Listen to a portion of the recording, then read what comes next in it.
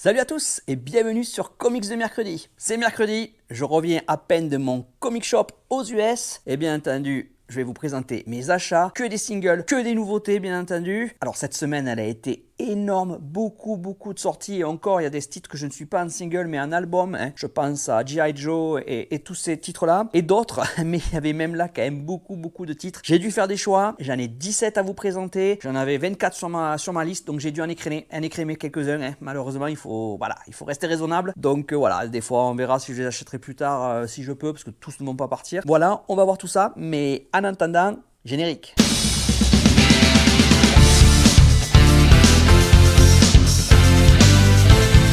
Ok, alors comme je vous ai dit, 17 titres à vous présenter. Vous allez voir, il y a du lourd, il y a de tout. Il y a du DC, du Marvel et beaucoup d'indépendants aussi. Voilà, il y a des suites très attendues. Il y a des numéros 1 aussi. Bref, il va y en avoir pour tous les goûts. C'est parti. Alors sans plus entendre, comme d'habitude, je vous les classe selon le titre que j'ai le moins d'expectations à celui-là que j'ai le plus d'expectations. Et on verra lors de mon bilan lecture samedi ce que j'en ai pensé. Et je les classerai de celui-là que j'ai préféré à celui-là que j'ai le moins préféré. Donc du numéro 1 au 17. Maintenant, on va commencer à celui-là que j'ai le moins d'expectations, numéro 17. On va commencer par du Marvel. Oui, vous vous en doutez, du X-Men Age of Revelation, comme d'habitude, mais ça y est, c'est terminé les numéros 1, on y va avec les numéros 2. Celui-là, j'avoue que bon, la lecture du numéro 1 m'avait plutôt plu pas mal, mais sans plus. C'est Laura Kinney Sabretooth. Alors, j'ai choisi celui-là. Alors, il y avait, cette semaine, il sortait plusieurs, et notamment Longshot aussi, que j'avais hésité, toujours pareil, sur Age of Revelation numéro 2. J'ai dû faire des choix, il y avait trop de titres. La dernière fois, j'avais dit qu'il passait. Je ne l'ai pas pris cette semaine. J'ai dû faire un choix.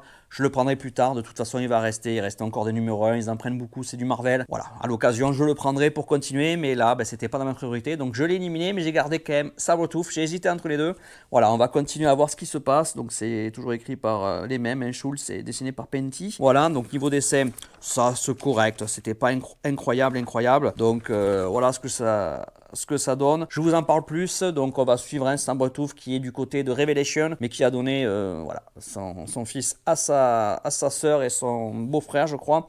Et elle va devoir, elle veut le récupérer en fait, donc elle va partir à la poursuite pour récupérer, on va voir ce que ça donne. Bref, on verra ça. En tout cas, j'ai pas énormément d'attente dessus. En 16, un autre titre encore de Edge Revelation, c'est le deuxième que j'ai pris cette semaine. Toujours en numéro 2, on est enfin sur les numéro 2, ça c'est cool. Et là, donc c'est du Marvel, Amazing X-Men. Celui-là m'avait plutôt bien plu aussi, j'avais été un poil déçu sur ma première lecture. On va voir ce que ça donne, je me relirai le premier. Là, c'est un petit peu une course-poursuite, donc on suit Cyclops, Beast, Animalia et d'autres personnages. Je vais pas vous spoiler si vous le lisez. En tout cas, voilà ce que ça donne. Niveau graphique, c'est pas mal. Donc c'est Mikey à l'écriture et Assar au dessin. Voilà, pareil, c'est plutôt fun comme lecture. À mon avis, ça va être sympa. Mais il y a tellement de choses qui me disent cette semaine que j'ai pas trop d'expectations, mais on va voir ce que ça donne.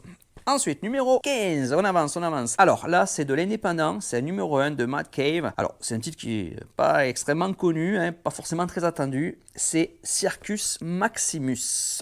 Donc là, complètement autre ambiance, niveau, vous le voyez déjà niveau graphique. Alors c'est écrit par Mark Sable et l'artiste c'est Giorgio Pontrelli, le coloriste c'est Emilio Lecce. Donc là on passe à la Rome antique comme vous pouvez voir au niveau des dessins. Alors a priori d'après ce que j'ai compris, on va suivre un braquage en fait de banque, en tout cas là où ils gardent l'argent et l'or de richesse, alors qu'on est en plein Rome de l'époque et à ce moment là où il se passe aussi quelque chose, un grand incendie de Rome. Ça peut être intéressant, je sais pas trop à quoi m'attendre, on verra bien mais ça peut changer. Puis moi j'adore cette époque de l'Empire romain et tout ça, donc voilà, j'ai quelques attentes dessus quand même. Donc c'était en 15. En 14, un Marvel. Alors un Marvel, déjà la cover, vous allez voir, il est magnifique. C'est un crossover, donc ça peut donner comme quelque chose de vraiment top, comme une catastrophe. C'est Alien versus Captain America. Donc oui, vous avez bien compris, Alien contre Captain America. Donc c'est vraiment un crossover donc entre Marvel et 20th Century Studios. Alors je sais qu'ils ont sorti, je crois, et je ne l'ai pas lu encore, mais je crois que c'était Alien contre les Avengers, je crois qu'il sort en France d'ailleurs, et qui cette semaine là maintenant, et qui a priori est top. Je ne l'ai pas lu, il faut que je le lise aussi, il faut que je prenne l'album. Je ne sais pas s'il est sorti aux US. Voilà, celui-là, ça me disait bien. La cover, elle est quand même magnifique.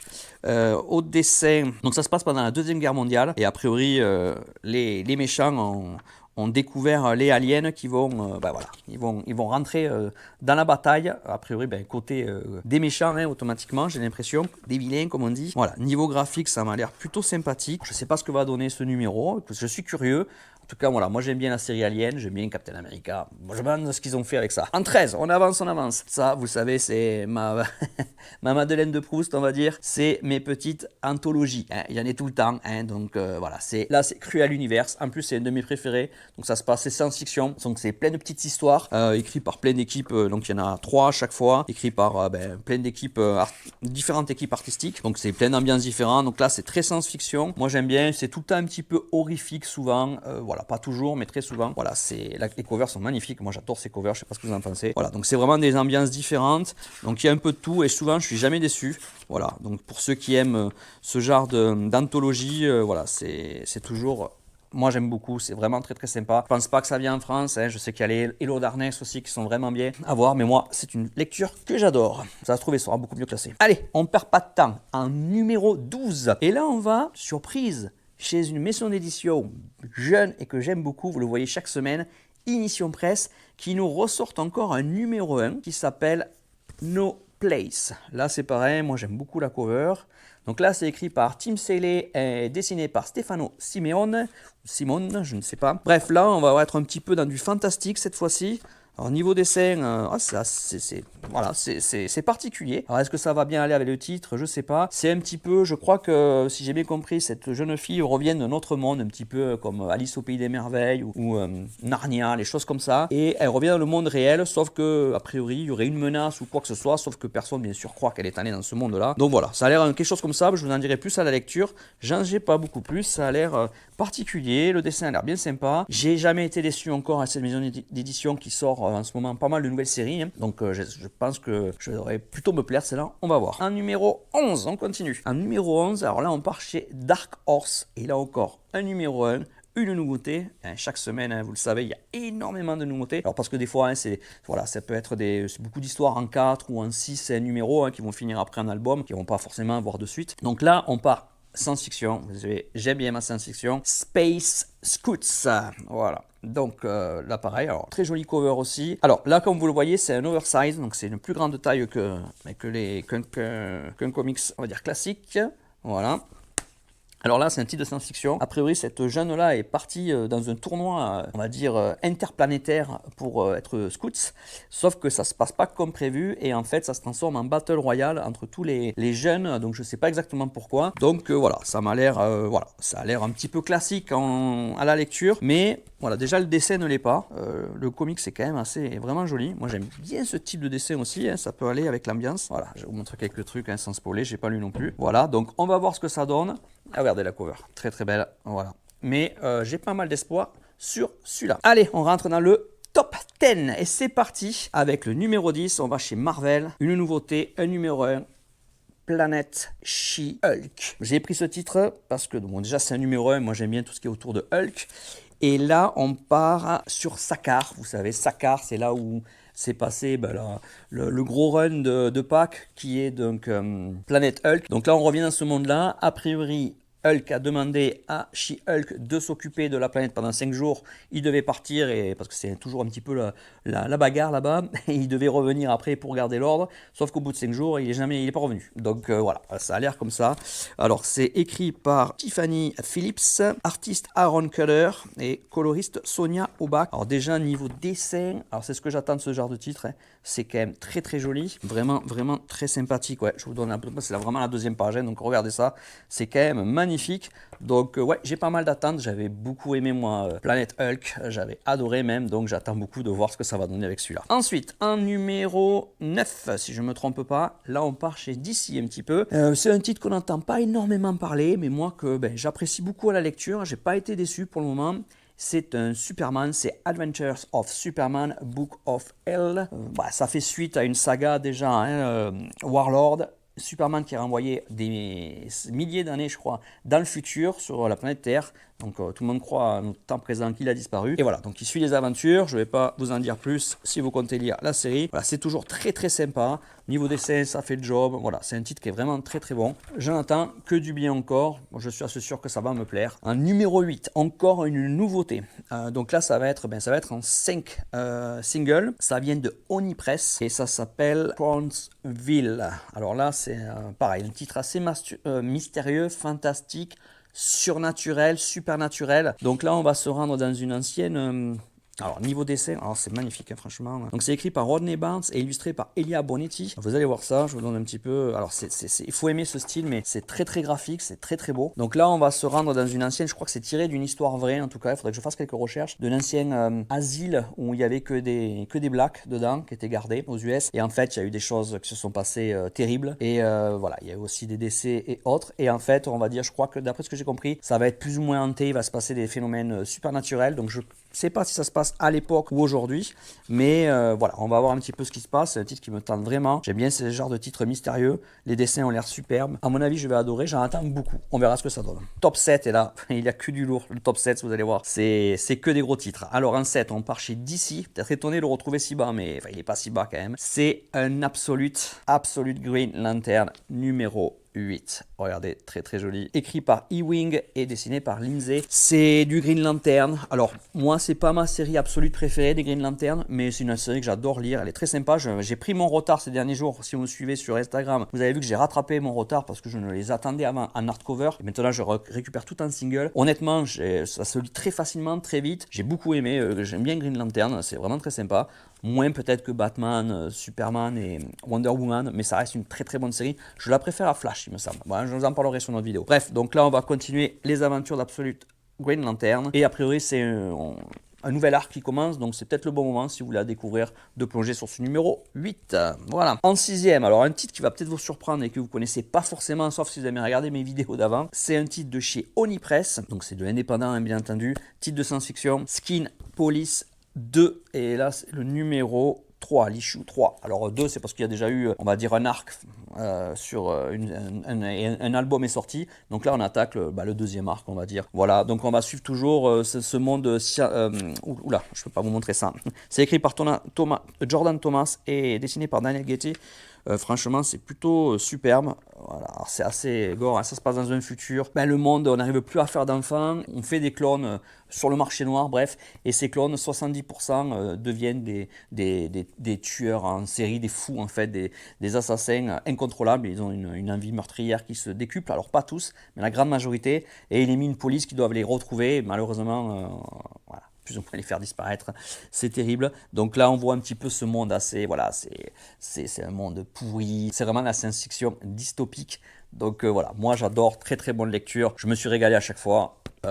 Je suis sûr que je vais me régaler. Le top 5, et là encore que du lourd, c'est de pire en pire. Là on revient chez DC. Alors attention, si vous suivez DC KO, que vous voulez pas trop en savoir, je vais pas spoiler, mais bon, voilà, rien que de parler de ce titre, ça peut être du spoil, je vous le dis.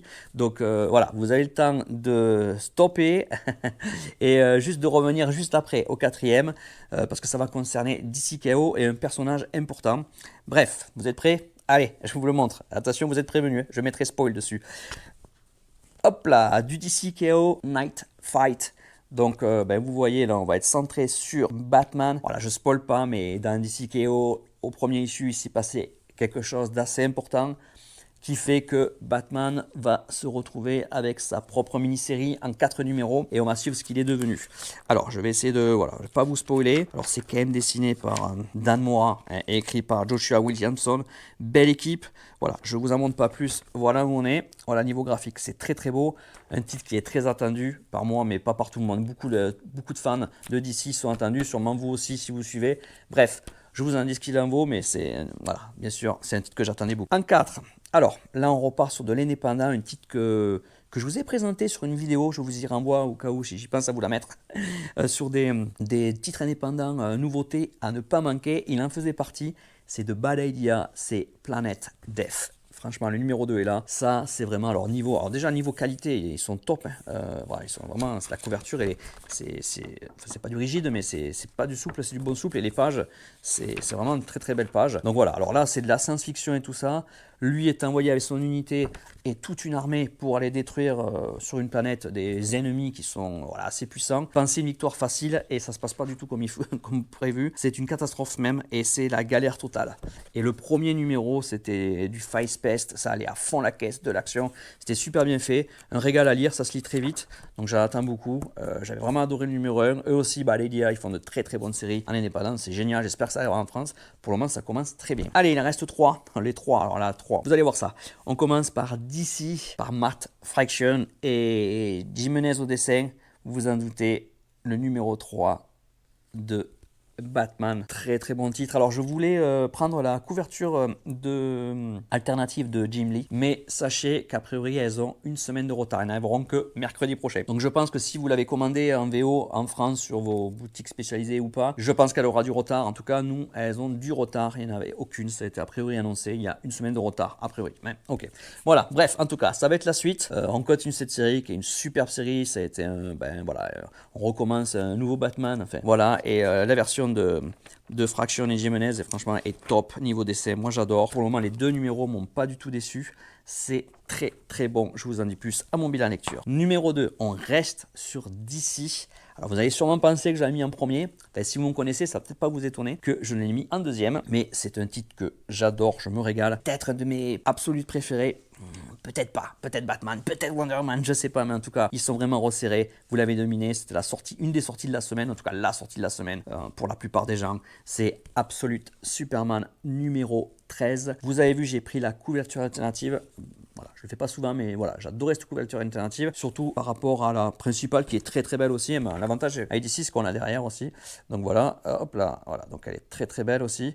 Voilà, donc c'est le numéro 13, on continue, ça va être un épisode important, j'en dis pas plus pour ceux qui suivent, qui veulent pas être spoilés, mais ça risque d'être très très bon, en tout cas j'aime beaucoup, et celui-là, ce numéro va être à mon avis assez important pour la suite. Et on finit le dernier, le numéro 1 de cette semaine, enfin celui-là qui me fait le plus envie automatiquement, mais c'est pratiquement toutes les semaines. Il y a de fortes chances qu'il finisse premier au bilan lecture, mais même s'il y a de la concurrence aujourd'hui, mais c'est de Image, c'est de l'indépendant, vous l'avez deviné, c'était la sortie cette semaine de Rook Exodus, donc le numéro, on en est au combien, au 8, voilà, donc j'adore Rook Exodus, c'est de la science-fiction sur une autre planète, voilà, avec son casque, il commande chaque personnage commande des animaux en particulier, voilà, j'adore, c'est graphiquement, c'est Jason Fabok à son meilleur, regardez ça, c'est magnifique, je vous en fais le retour au bilan. Bref, voilà pour tous mes achats, ça clôture aujourd'hui, je vous retrouve samedi pour mon bilan et je vais avoir beaucoup à lire comme vous voyez, donc je vais m'y mettre dès que je peux, mais je pense que je vais passer très bon moment. En tout cas, moi je vous dis, j'espère, dites-moi ce que vous avez chopé vous cette semaine, si vous avez pris de la VO, qu'est-ce que vous avez pris, puis je vous retrouve samedi pour le bilan. En attendant, je vous souhaite une bonne journée, lisez les comics, à bientôt, ciao.